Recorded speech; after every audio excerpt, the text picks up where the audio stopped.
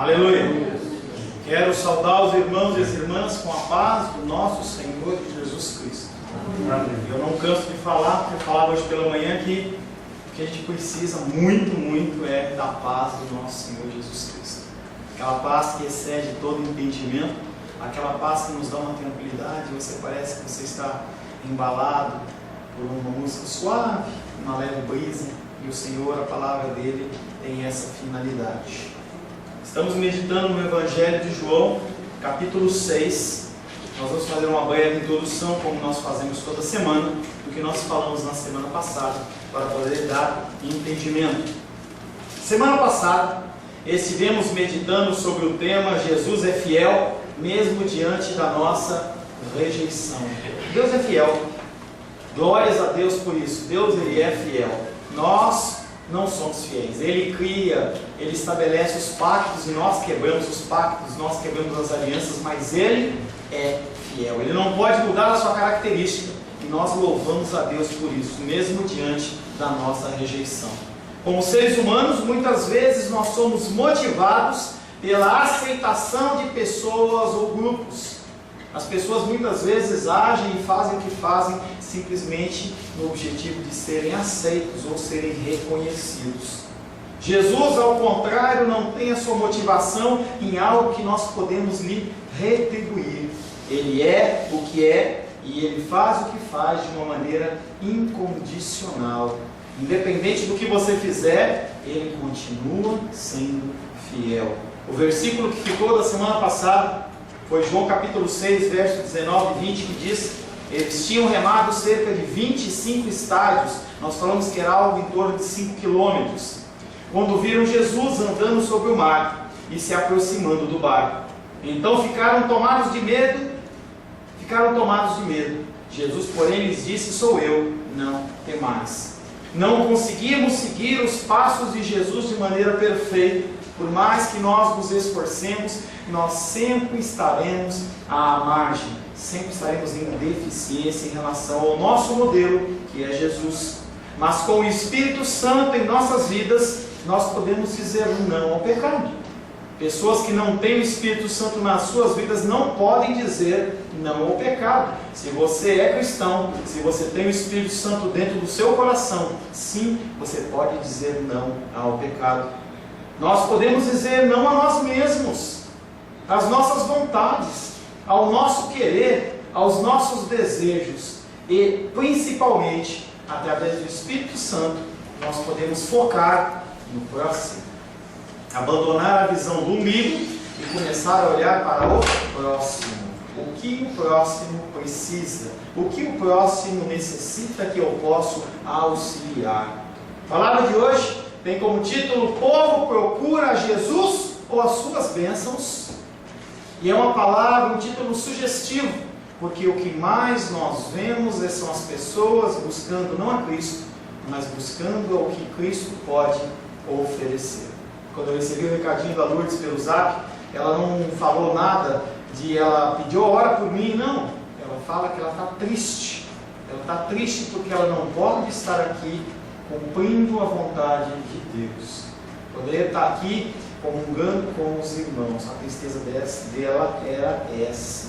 O povo procura Jesus ou as suas bênçãos? Quero convidar você a abrir a palavra de Deus no Evangelho de João. Evangelho de João. Nós vamos ler do verso 22 em diante. Evangelho de João, versículo 22 em diante. Jesus Cristo, nesse ponto, ele já multiplicou os pães, multiplicou os peixes, as pessoas já se comeram até se fartarem. Jesus Cristo já passou o dia inteiro ensinando, curou os enfermos, e no fim do dia, conforme nós já meditamos, o povo quis fazer de Jesus rei. Eu ainda vou ler.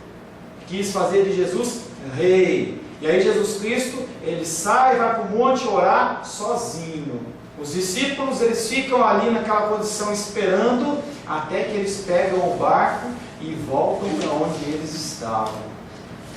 Evangelho de João, capítulo 6, verso 22 em diante, diz o seguinte: no dia seguinte, a multidão que ficara do outro lado do mar notou que ali não havia senão um pequeno barco, e que Jesus não embarcara nele com os seus discípulos, tendo este partido sós. Entretanto, outros barquinhos chegaram de Tiberíades, perto do lugar onde comeram o pão, tendo o Senhor dado graças. Quando, pois, viu a multidão que Jesus não estava ali, nem os seus discípulos, tomaram os barcos e partiram para Cafarnaum à sua procura. E tendo-o encontrado no outro lado do mar, lhe perguntaram: Mestre, quando chegaste aqui? Respondeu-lhe Jesus: em verdade vos digo, vós me procurais não porque vistes sinais, mas porque comestes dos pães e vos fartastes. Trabalhai não pela comida que perece, mas pela que subsiste para a vida eterna, o qual o Filho do Homem vos dará, porque Deus o Pai o confirmou com o seu selo.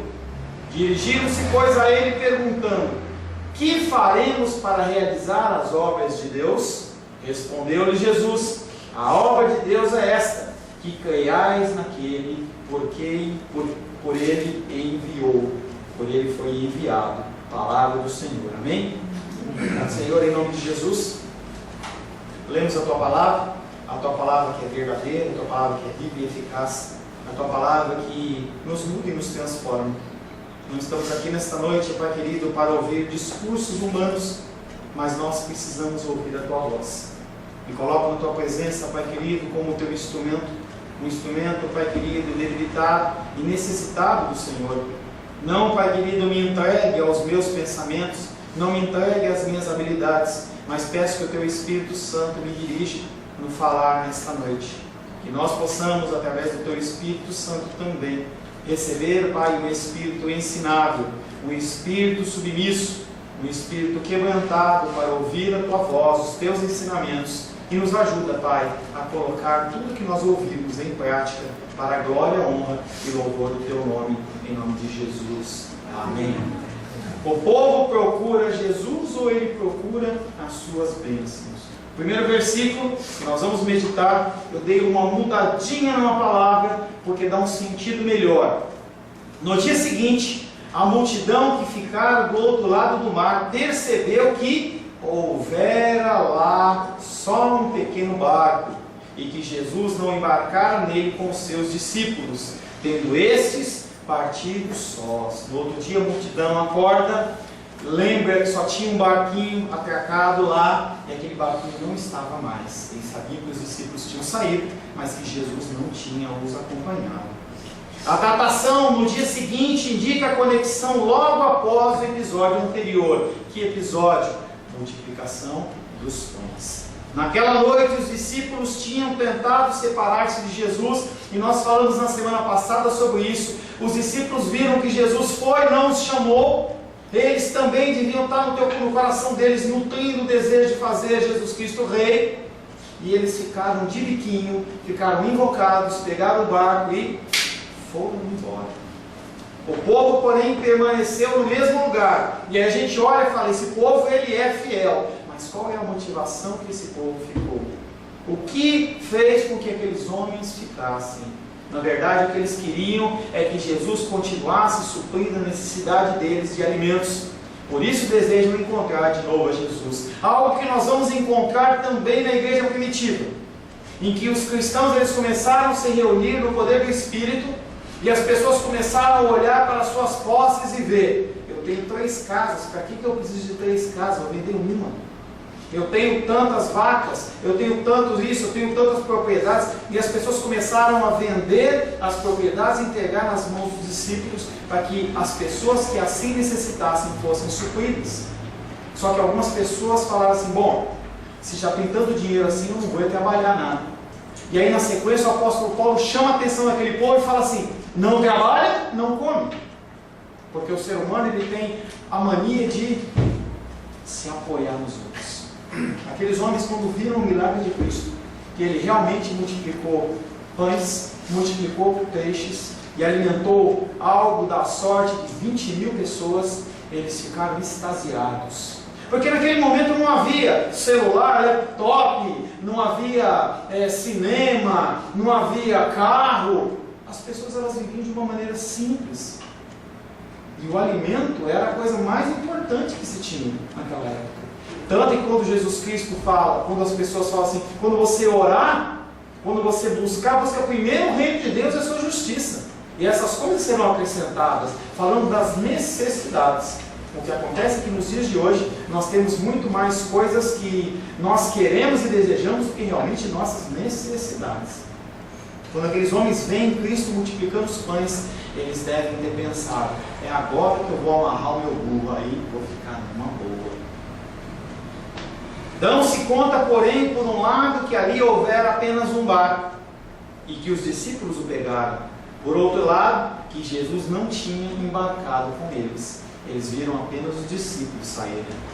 Os discípulos haviam partido sozinhos, assim como Jesus tinha subido sozinho ao monte para orar. Nós meditamos já, João 6,15. Sabendo, pois, Jesus que estavam para vir arrebatá-lo para fazer o rei, retirou-se novamente sozinho para o monte. Essa repetição do versículo lá, só um pequeno barco, e no final, tendo partido sós, mostra a situação desconfortável que se criou. Isso provocou a desorientação daquele povo que ficou, que passou a noite.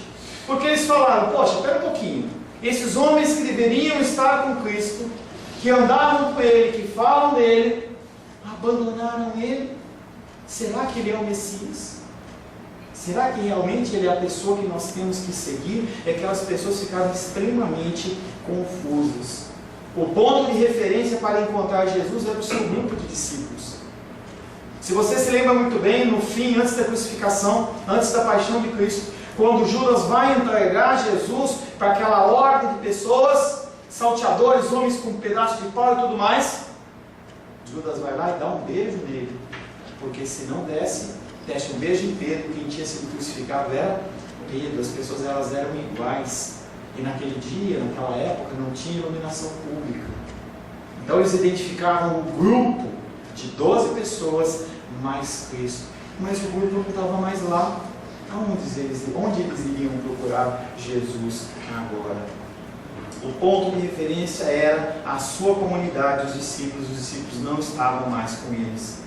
Quando ela se separa dele, o povo já não consegue achá-lo, pois eles andavam sempre juntos.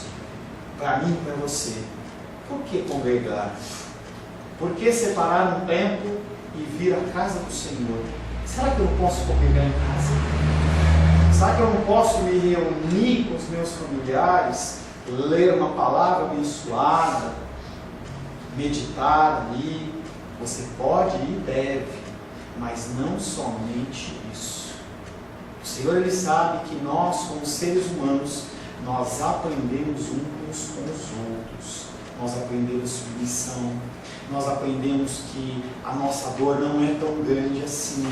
Outras dores maiores acontecem. Nós começamos a relevar e aprender uma série de coisas. E o Senhor, Ele quer que nós congreguemos, que nós nos entremos em comunhão. Quando as pessoas não veem as igrejas unidas, as pessoas elas ficam dispersas. E aí o povo aqui é o povo gentil que não conhece a Deus. É o povo que está aí fora perdido. Porque essas pessoas elas andam como em trevas. Eu nunca fui cego, graças a Deus. Nunca tive nenhuma perda de visão. Mas quando você vê uma pessoa com uma deficiência visual, você vê quão difícil é para ela ler, para ela fazer alguns tipos de atividades. Imagine uma pessoa que é cega totalmente. É assim que são as pessoas que estão pelo mundo sem Cristo. Quando elas veem as igrejas divididas, as pessoas ensinando coisas que não têm nada a ver com a palavra de Deus, eles ficam perdidos. E eles são atraídos o quê? Por quem grita mais, pelo quem oferece mais. E as pessoas acabam sendo enganadas. Nós como igreja, nós como corpo, nós não temos a figura de Jesus fisicamente, mas nós o temos dentro do nosso coração. E as pessoas que estão aí fora, elas têm que identificar esse Jesus no seu coração, pelo seu jeito de falar, pelo seu jeito de pensar, pelo seu jeito de agir. Se Segundo versículo, João capítulo 6, verso 23. Então, nesse meio tempo, as pessoas estavam ali perdidas. Então, outros barcos chegaram vindo de Tiberíades, perto do lugar onde eles tinham comido pão, depois de o Senhor ter dado graças. Em meio a essa situação de desorientação, lhes aparece uma solução, pois há novas barcas que chegam de Tiberíades, perto do lugar onde estavam e onde tinha ocorrido o milagre da multiplicação. Eles estavam perdidos. Como é que nós vamos procurar Jesus? Nós estamos num lugar ermo. E aí chegam essas barquinhas, as pessoas olham e falam assim: há alguma solução, há alguma possibilidade sim de a gente encontrar novamente o Messias. Não há como saber se esses homens, essas pessoas foram com seus barcos encontrar amigos, foram encontrar Jesus, mas a palavra de Deus diz que aqueles barcos atracaram lá. Há então um enfoque na citação a respeito da ação de graças de Jesus. Por que João foi citar exatamente nesse contexto, onde não havia figura de Cristo, onde não havia figura dos discípulos, onde o povo estava desorientado? A ação de graças que Jesus Cristo executou, ela se resume da seguinte maneira: se foi possível comer em virtude da ação de graças, só foi possível comer em virtude da ação de graças pronunciada por Jesus.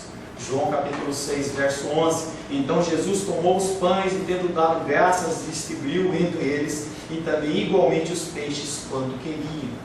Tudo que você tem, tudo que você é, vem do Senhor. E você tem que ter uma vida de gratidão. Você tem que olhar para a tua saúde, você tem que olhar para a sua situação financeira e não olhar com desespero, mas você tem que olhar entendendo que o Senhor está contigo. E você mesmo numa situação difícil, você está melhor do que muitas pessoas. É a visão que se fala: você pode ter um copo meio cheio ou meio vazio. Se está meio vazio, você fica triste. Se está meio cheio, você fala: olha como está quase cheio. A nossa vida é uma vida no Brasil, na condição que nós vivemos hoje, é uma vida regada de bênçãos, bênçãos, bênçãos, que foi o hino que a gente cantou logo no comecinho. Quantas bênçãos tem nas nossas vidas, como chove na minha vida e na sua vida todos os dias. A denominação O Senhor indica que o autor leu o episódio que nós falamos à luz da prática eucarística da comunidade. Na verdade, Jesus Cristo, quando dá graças, ele já está apresentando o modelo da Santa Ceia, ou Eucaristia, o nome que você assim achar melhor. Por isso também menciona de novo o lugar, e ele fala que eles tinham atracado perto do lugar, e nós já meditamos também falando que esse lugar ele faz uma referência ao templo. A relva verde faz referência à abundância no Senhor, onde Jesus se manifesta, onde ele manifesta o seu amor ao homem. João capítulo 6, verso 10. Disse Jesus: fazei o povo assentar-se, pois havia naquele lugar, no templo, aonde Jesus se encontrava, muita relva. Assentaram-se, pois, os homens em número de quase 5.000. E a terceira, para explicar essa ação de graças, nós temos João capítulo 6, verso 1. Depois dessas coisas, atravessou Jesus o mar da Galileia, que é o de Tiberíades. A nova menção de Tiberíades implica falar da população gentílica, aquela população que era colocada de lado. Não era a população que participava da festa dos judeus, que tinha o bem, que tinha o bom para comer, festejar, mas era aquela pessoa que ficava de lado. Quando nós iniciamos o estudo do tanque de Betesda, onde aquele homem e toda uma multidão ficava largada, porque se está lá tem algum problema e eu não quero me misturar com isso. E Jesus Cristo, quando ele dá ação de graças, ele não está chamando judeus, ele está chamando pessoas imperfeitas e pecadoras como eu e como você. E ele fala: eu tenho o pão da vida para você, eu posso multiplicar as coisas na sua vida. Sirva-me, guia através da minha luz, da minha palavra, seja fiel, olhe os meus ensinamentos. É por isso que nós nos congregamos domingo após domingo e em outras ocasiões, porque nós temos que aprender como caminhar nos caminhos do Senhor. João capítulo 6, verso 24.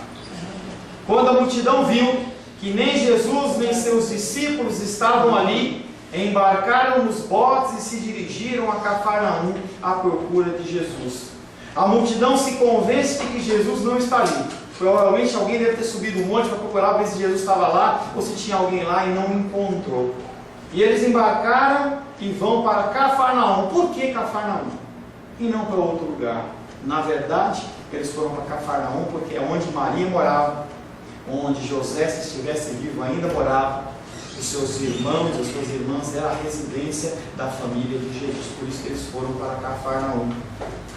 A multidão segue a mesma rota dos discípulos, não porém para se afastar dele, e sim para se aproximar. E aí eu volto a falar novamente. O problema é que eles encontram em Jesus apenas, porque ele é a solução das minhas dificuldades, minhas necessidades, suas dificuldades, suas necessidades, mas não é apenas isso.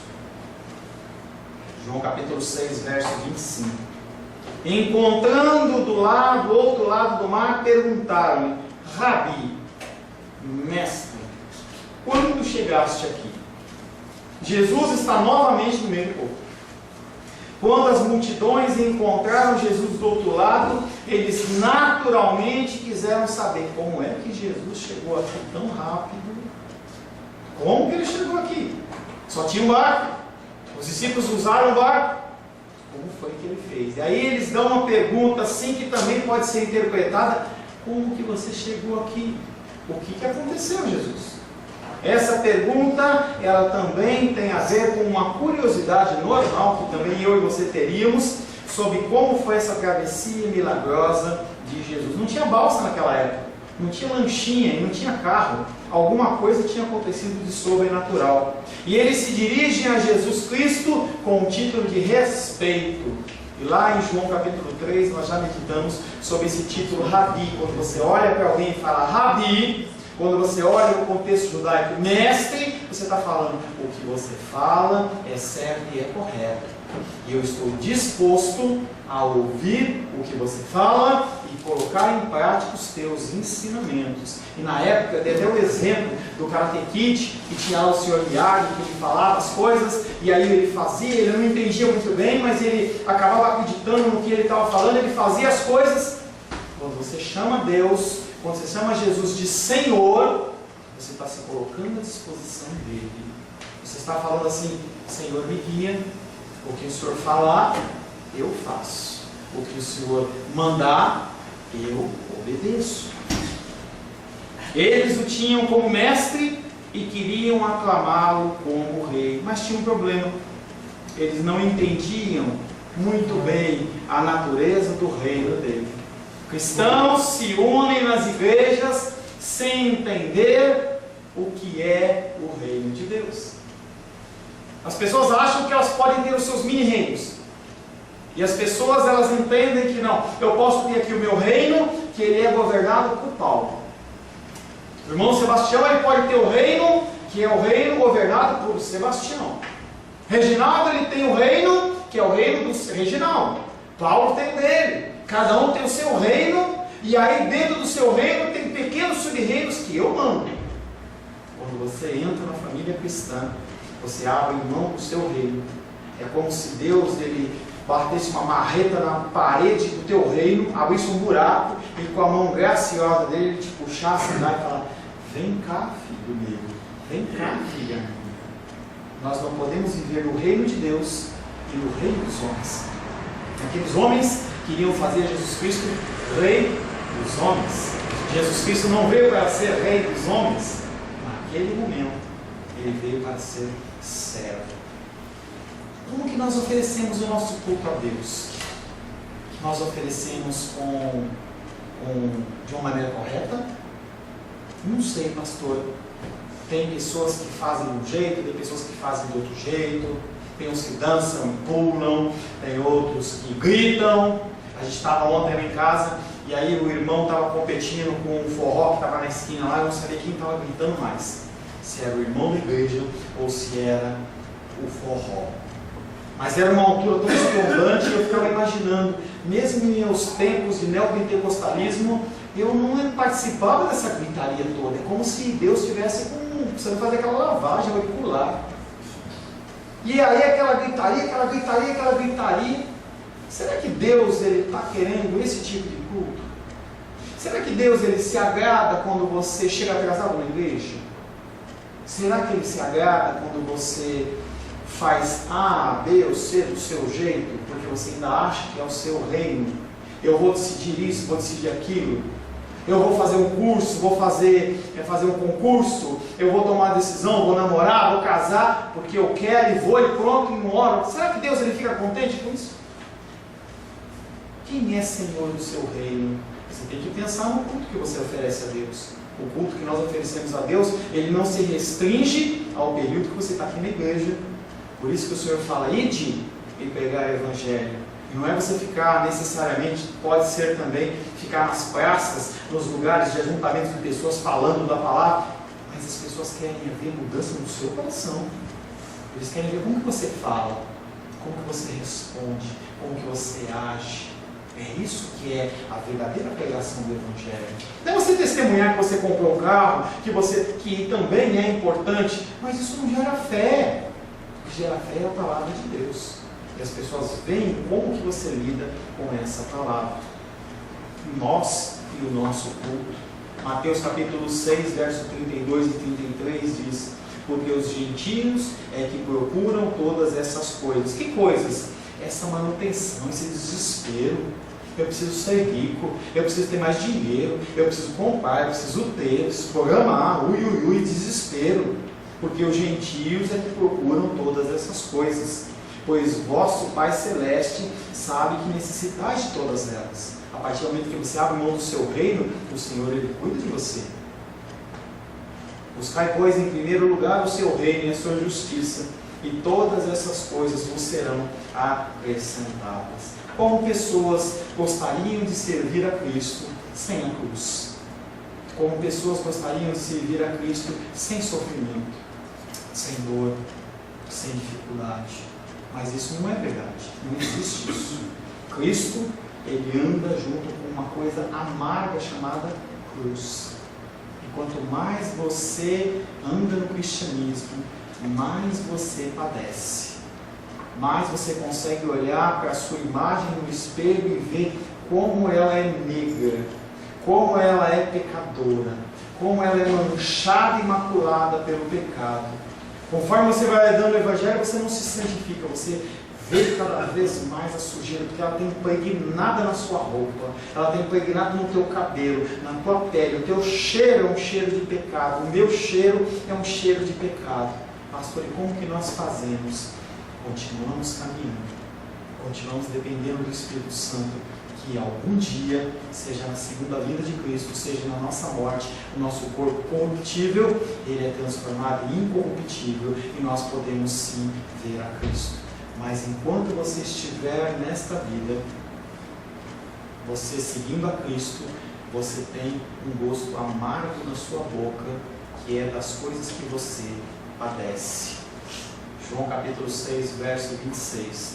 Jesus lhes respondeu: em verdade vos digo, não é porque vistes sinais que me procurais, mas porque comestes pães e vos saciastes. Mas Jesus, o que esses homens perguntaram é: como é que você chegou aqui? Quando que você chegou aqui? Como é que você dá uma resposta bruta dessa?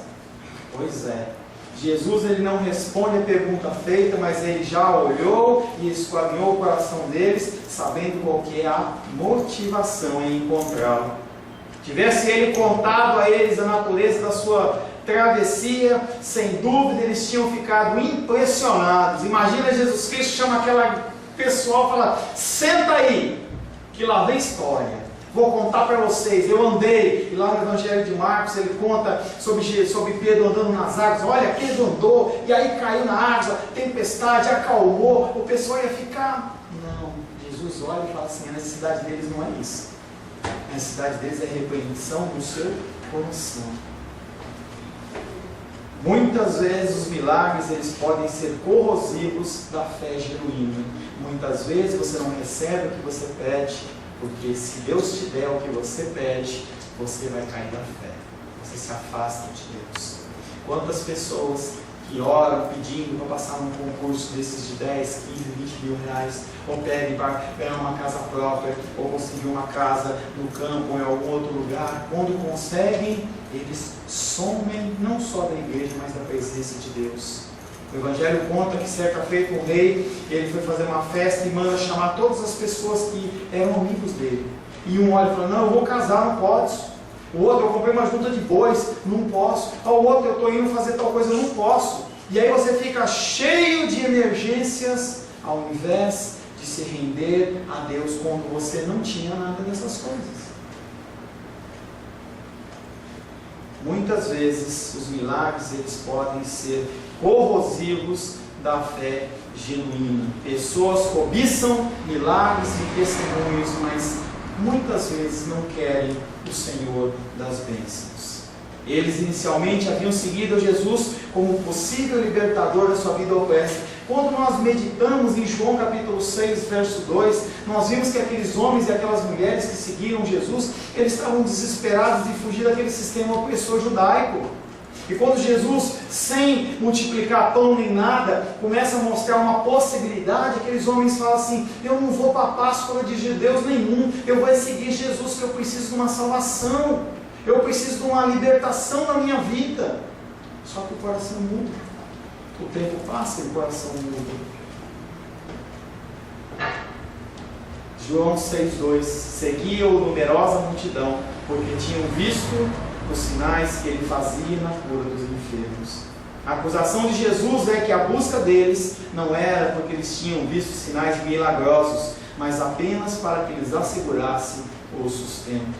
Eles realmente viram um sinal milagroso, mas não se apegaram a ele e nem ao que ele significava. Coisas acontecem na minha vida e na sua vida com o milagre de Deus, e a gente se apega apenas à consequência, mas a gente não se apega com o significado que Deus está querendo mostrar. Às vezes Ele permite uma luta para mostrar para você que Ele continua sendo o seu provedor, seja na área física, seja na área emocional, seja na área espiritual, qualquer área que seja. E às vezes o Senhor ele tem que agir dessa maneira, para que você desperte. O sinal da multiplicação não era apenas uma doação de algo, pão e peixe. Foi pão e peixe, mas não era somente isso. Mas expressava a doação da pessoa de Jesus. O próprio Cristo estava se oferecendo para aquelas pessoas. Já era uma tipificação da morte dele na cruz pela salvação das pessoas. Mas eles conseguem olhar apenas para o material, o pão e o peixe. E aí eu lembro de uma historinha que um pai, ele sai para viajar, e ele viajava bastante, e toda vez que ele chegava em casa, os filhos corriam, papai, papai, papai, não abraçavam, mas procuravam o que estava nas mãos dele. Cadê meu presente? Cadê minha lembrança? Nós fazemos isso. E aí ocorre uma vez, duas vezes, até que aquelas crianças entendem que é muito melhor a figura do pai do que as coisas que o pai pode dar. Você tem que aprender isso. Você é carente de alimentação, de vestuário, de trabalho, de saúde, de uma série de coisas. Mas o Senhor fala assim, me adore, ouve a minha voz, eu cuido de você. Quando você entende que a tua vida, eu usei essa frase que eu li num livro hoje pela manhã e repito agora, quando você começa a olhar para a sua vida, mais do que a sua vida, as coisas que te cercam, você fica em paz, você fica feliz, você entende que há alguém cuidando de você, há alguém que cuida de você. Eu estava vendo uma série ontem com a Rosângela e na série o rapaz estava colocando o filho para dormir e ele fala assim, quando as crianças elas são colocadas no berço para dormir pelos pais, elas têm como que a confiança que elas vão acordar no dia seguinte, porque quem está cuidando, o pai e a mãe. É a mesma coisa com o nosso Deus e a nossa vida. Eles foram beneficiados com o amor de Deus expresso através de Jesus, mas recordam apenas da satisfação da sua fome. E isso é o que os move a buscar a Jesus. Ao se aterem unicamente, porque você tem que entender que o Senhor ele é provedor, ao se aterem unicamente ao aspecto material, à satisfação da própria necessidade, eles perderam a oportunidade de responder ao amor de Jesus. Aí você lembra lá naquela mulher no poço, que todo dia ela vem buscar água, e Jesus Cristo oferece uma água que vai matar a sede dela eternamente, para sempre. Jesus, me dá essa água, eu não quero vir buscar mais aqui água, não. Não é água física, é água espiritual. Você começa a se satisfazer com as condições da vida. Imagina se hoje você se satisfizesse com o que você tem. Já é muito. Como ia ser tranquilo a sua vida? Se você tivesse só que manter as coisas que você tem e não ficar olhando sempre para frente. Para frente. É o carro novo, é a televisão nova, é o celular novo, é isso, é aquilo. O Senhor, Ele nos chama a descansar debaixo das suas asas, porque Ele cuida de nós. O que os devia ter levado a entregar-se aos outros, como Jesus se entregou a eles, os centrou egoístamente em sua própria fome e vontade de comer. O que aqueles homens tinham que ter feito com aquele milagre era ter multiplicado o milagre em forma de palavra para as pessoas que chegaram. E não há nenhum testemunho ali dizendo que aqueles homens que estavam lá, eles falam assim: olha, Jesus Cristo, Ele multiplicou os pães. Olha, esse homem, além de comida, Ele nos dá libertação, Ele tem uma nova visão, é um entendimento diferente, não tem opressão nas palavras deste homem. E aí eu separei 4 versículos para a gente dar um fechamento nesse culto. Primeiro, motivação correta. Tiago capítulo 4, versos 2 e 3. Cobiçais e nada tendes, matais e invejais e nada podeis obter.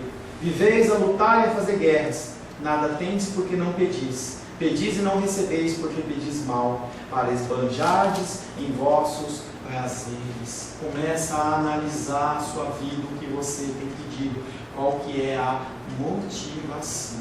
Por que você quer o que você quer? Será que é para engrandecer o reino?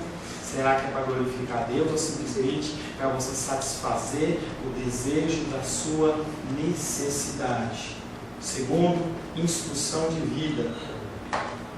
João capítulo 6, verso 27. Trabalhai não pelo alimento que perece, mas pelo que permanece para a vida eterna, o qual o Filho do Homem vos dará, porque Deus o Pai o marcou com o seu selo. Investe sua vida no espiritual. Investe a sua vida nas coisas que são eternas, nas coisas que não perecem, nas coisas que não estragam. Não é o pão de forma que embolora, não é o metal que enferruja. Invista o seu tempo mais nas coisas eternas. Obrigação secundária. 2 Tessalonicenses capítulo 3, verso 10, texto que eu já citei. Porque quando ainda convosco vos ordenamos isso, se alguém não quer trabalhar, também não coma. Deus não está falando que não é para você trabalhar. Não está falando para você ficar na rede, nem para você ir para um mosteiro, nem você ir para um monte. Deus não está falando isso. Ele está falando para você que a coisa principal da sua vida é buscar a Deus. De forma secundária você trabalha. E as pessoas têm um trabalho, 2 trabalhos, 3 trabalhos, e vai aquele desespero que eu preciso construir, eu preciso fazer um pé de meia, e não há problema em você fazer um pé de meia. Mas se você juntar 50 mil reais, 100 mil reais que seja, e algum ente querido seu tiver uma enfermidade, e você tiver que passar 3 dias, 1 semana numa UTI, esses 50 mil reais vão embora. São coisas que perecem. Nós temos que fazer a nossa parte, sim, mas é uma coisa secundária. E por último, preocupação com o que é mais importante. Lucas capítulo 10, verso 41. Respondeu-lhe o Senhor: Marta, Marta, andas inquieta e te preocupas com muitas coisas. Você tem que se preocupar com a sua saúde. Eu tenho feito exercício, você precisa fazer exercício. Você precisa ter caminhado. Mas eu sou tão jovem. Não, você precisa caminhar, você tem que ter uma vida saudável. Você tem que ter uma vida, tem que tomar bastante água. Nós vivemos num clima muito seco. Você tem que ter uma atividade física, você tem que ter uma atividade mental. Você não pode aposentar, ficar sem fazer nada, dormir. Não pode. Você Você tem que ter coisas para você fazer. Se você está na vida ativa, você tem que trabalhar. Se você ainda está procurando um emprego, que nem o Paulão, tem que estudar, tem que se dedicar, é isso mesmo. Mas isso não é o principal. O mais importante é o que Jesus olha para Marta e fala: Marta, para, Marta. É importante você preparar a comida sim, porque nós vamos comer. É importante você arrumar as coisas, porque não pode ficar bagunçado. Mas o mais importante é me ouvir. Quanto tempo na sua semana você tem separado para o Senhor? Você tem separado um tempo de oração? Você tem separado um tempo de leitura da palavra? Ou as coisas do dia a dia, eles te envolvem? Pastor, isso acontece com você? Acontece. As pessoas que acompanham, a gente manda os versículos diários. E a minha tia falou hoje para mim assim: essa semana faltou alguns dias. Eu permiti que algumas atribuições do dia a dia ocupassem o meu dia, mesmo que seja o cuidado com vocês. O cuidado com vocês também é secundário, porque eu não posso me apresentar a vocês para trazer uma palavra se eu não tenho comunhão com o Senhor, se eu não tenho relacionamento com o Senhor. E como nós, como pais, vamos ensinar os nossos filhos? Como nossos filhos podem ensinar outras pessoas se eles não têm de quem aprender?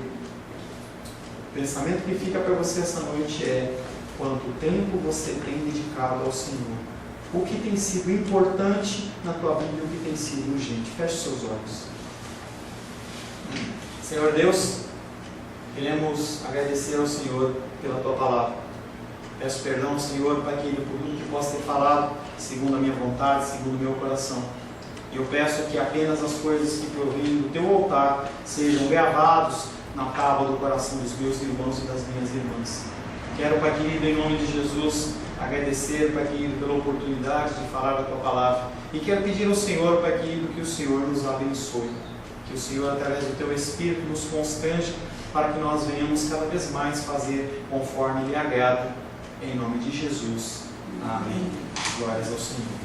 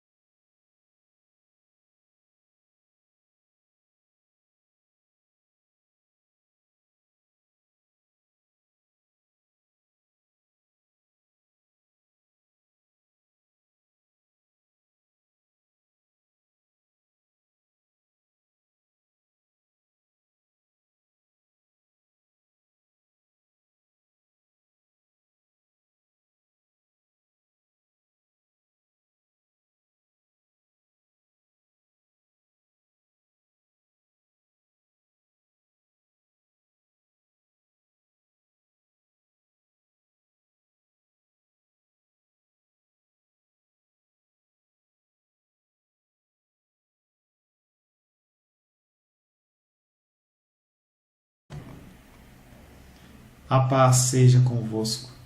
Meu nome é Paulo César. Eu sou pastor da Igreja Cristã Semente de Vida, aqui em Brasília, Distrito Federal. Me alegro que a palavra tenha te alcançado. A palavra faz isso. Ela alcança as pessoas aonde quer que elas estejam. E você foi agraciado com esta palavra. Não que eu tenha nada especial a te dizer. A palavra ela é suficiente e ela usa quem ela quer. E eu me alegro por ter sido um canal para poder te abençoar. Mas eu quero te dizer que não basta você ser um ouvinte, não basta ser uma pessoa que se alegra quando você ouve a palavra de Deus. A vida ela é feita de decisões. Se você está ouvindo essa palavra hoje, eu creio que o Espírito Santo tem um propósito especial com você. Muito mais do que prosperidade, muito mais do que uma cura física, uma cura emocional ou espiritual, Ele quer te alcançar para a vida eterna. Nós investimos nosso tempo, nós investimos as nossas forças em coisas terrenas, mas o Senhor Ele tem muito mais a oferecer. Ele tem sim para você a cura, Ele tem sim para você a prosperidade, mas Ele tem muito mais que isso. Submeta-se a um Deus que Ele é capaz de mudar e transformar a sua vida por completo. Creio que o Espírito Santo Ele é capaz de tocar o teu coração. Quero pedir que você curve a sua cabeça. Senhor, em nome de Jesus, coloco na tua presença essa vida que ouve esta ministração, que ouve esta palavra. Pai, eu não tenho capacitação nenhuma, mas o teu Espírito Ele é capaz sim de tocar nesta vida, gerar nela mudança, transformação, arrependimento, e que ela possa simplesmente bater no peito, convencendo-se que é pecadora e que precisa de um Deus salvador. Não há um caminho a ti, meu Deus, que não seja através de Cristo. E eu lhe peço, Pai querido, que você alcance essa vida e ele possa sim tomar uma decisão pessoal pelo Senhor, em nome de Jesus. Amém. Amém, meu querido. Amém, minha querida. Fico contente que você esteja ouvindo essa ministração até o fim. E peço que você não se limite a ouvir os cultos pela internet. Você procure perto da sua casa uma igreja, um lugar que proclame a palavra do Senhor. Eu oro para que o Espírito Santo te direcione nessa busca, porque muita coisa tem sido oferecida que não é o Evangelho.